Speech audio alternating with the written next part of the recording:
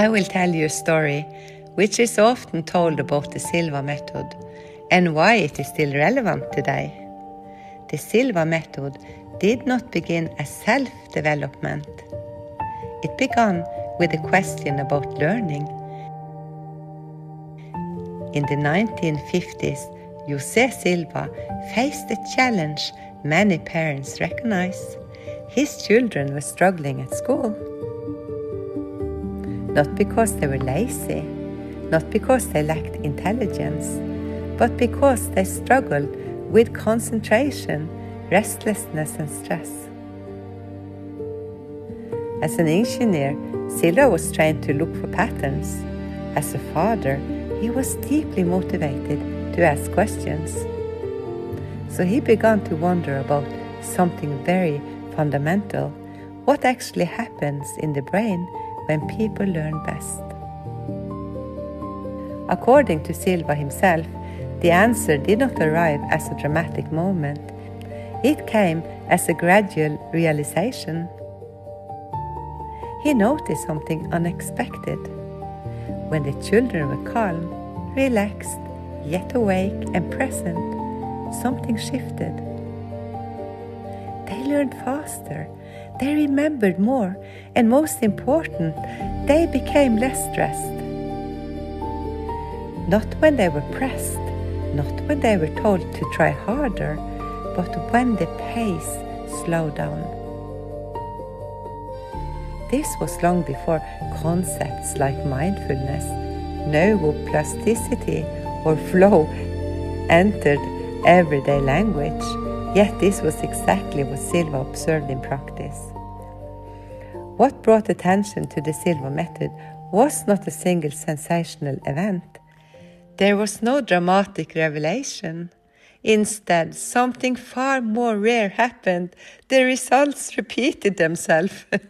I love this. Students reported improved learning, professionals experienced greater focus, people became calmer, not more driven or overstimulated. The method was simple. It could be learned by ordinary people. It required no belief system, only practice, and that in itself sparked curiosity.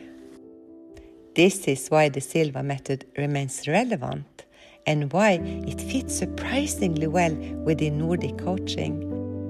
Because this is not a method that promises control, success, or extraordinary abilities. It is a method that trains inner state, calms the nervous system, and creates space for reflection before action. In a world that already moves too fast, this may be exactly what we need the most. At its core, the Silva method is not complicated. It is not about doing more. It's about doing less. Slowing down before learning, slowing down before reflecting, slowing down before making decisions. Because clarity arises only when the pace settles. In the Silva method, we do not train the mind to become stronger. We train ourselves to become more present. State before technique, calm before insight, awareness before action. And perhaps this is the most radical aspect of the method. That progress does not begin by forcing answers, but by creating space for them. Now, you have an overview, an understanding, a framework, but the Silva method is not learned through explanation alone. It is learned through experience. That is why the real work begins now. In the workbook, you will find exercises that help you slow down, develop inner awareness, strengthen reflection and clarity, and allow inside the time it needs to settle. You do not need to do everything. You do not need to do it perfectly.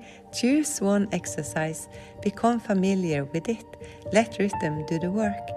This is not a test, it is a practice. And remember, the most important insights do not come when you push for them, but when you give them space. Read the ebook on the Silva Method, listen to the videos, and work slowly through the workbook. That is how you train what the Silva Method is truly about. Slowing down and becoming more conscious in how you meet life.